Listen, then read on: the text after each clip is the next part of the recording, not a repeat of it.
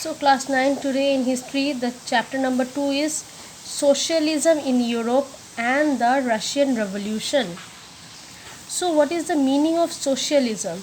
It is a political and economic theory of social organization. So it's a theory of social organization which advocates that the means of production, distribution and exchange should be owned by the community as a whole. That means the community will regulate the production, distribution and exchange. Okay. So the community will be the political and the economic theory of social organization which will advocate the production, distribution and exchange of any object as a whole. So the socialism occurred in Europe, and with that we are going to read about the Russian Revolution. First of all, we will be reading about the age of social change, means the period when there is a change in the society.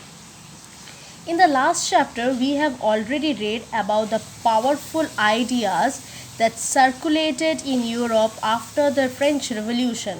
That is, number one, freedom, another is here equality.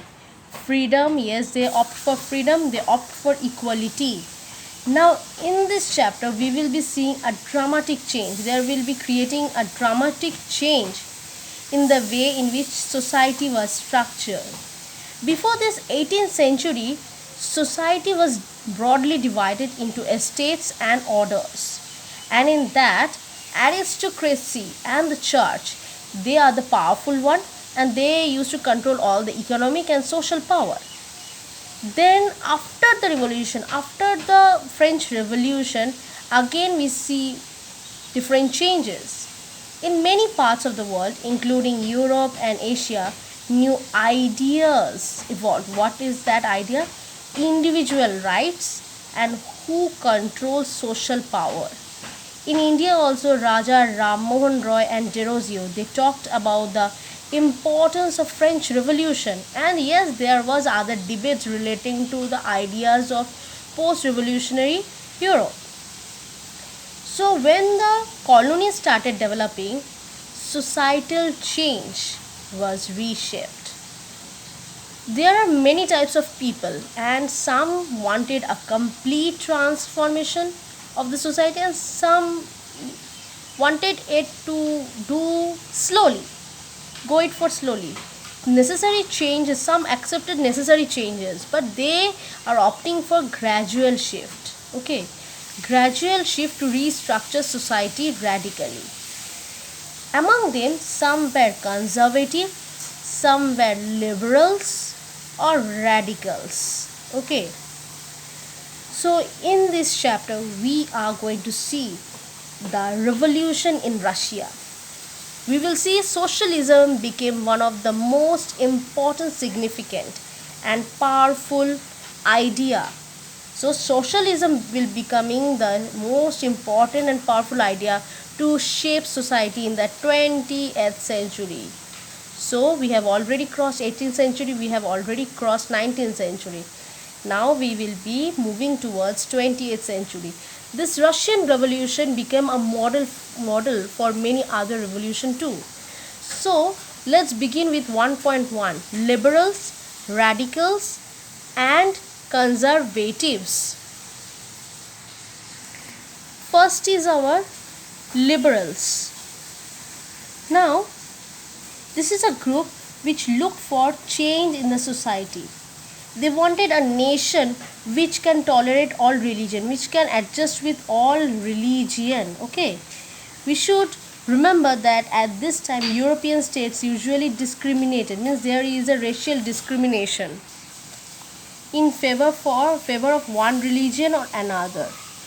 That means Britain favored the Church of England, Austria and Spain.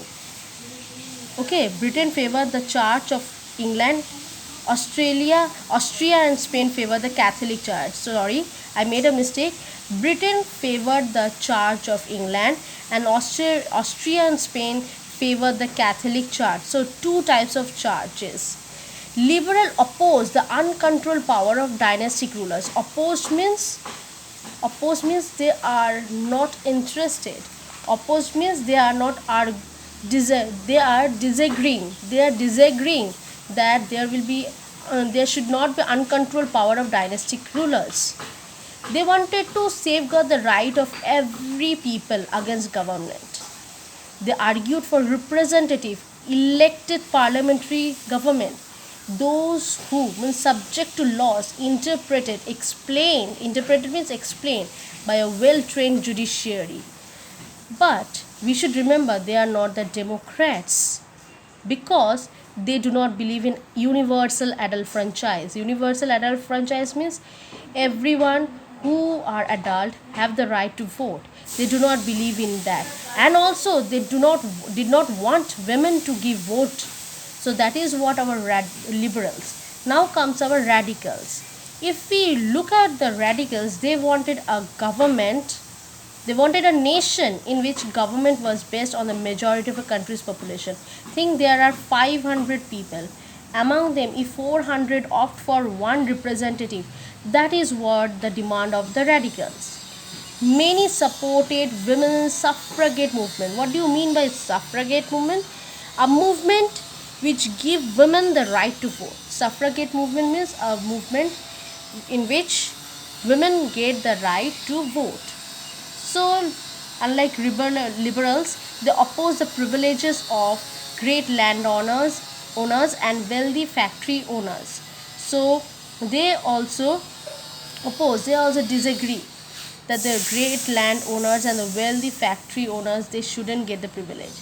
They were not against the existence of private property, but they dislike concentration of property in one hand. That means there is one person, all the powers in his hand, all the rich in his hand, and others are all poor. That shouldn't be. Everyone should have equal property, equal rights. So that has been the demand asked by the radicals. And now comes to conservative. Conservatives were opposed to radicals and liberals. Why? After the French Revolution, even conservatives had opened their mind to need for change. Means they asked for change. Before 18th century, they argued to the idea of change. By the 19th century, they accepted that some changes are inevitable. Means some changes are unavoidable. It should be done. But believe that the past had to be respected. Conservatives accepted that there should be some changes which are necessary, but they do not want to disrespect the past. And change had to be brought about through a slow process. We have already read that some were asking for gradual shift. So conservative asks for slow process, gradual shift. They will not disrespect the past, they will respect it, and they want change also which are unavoidable.